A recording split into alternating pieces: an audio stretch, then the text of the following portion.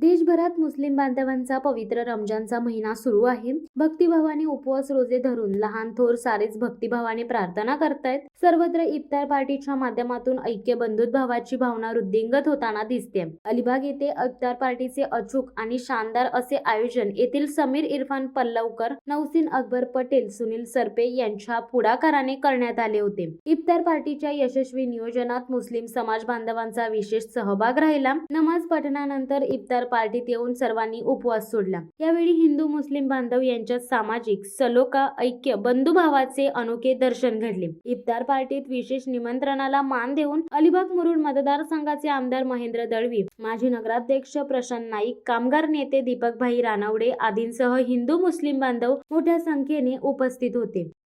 शिवसत्ता टाइम्ससाठी Dhammasheel Sawant, Raigad.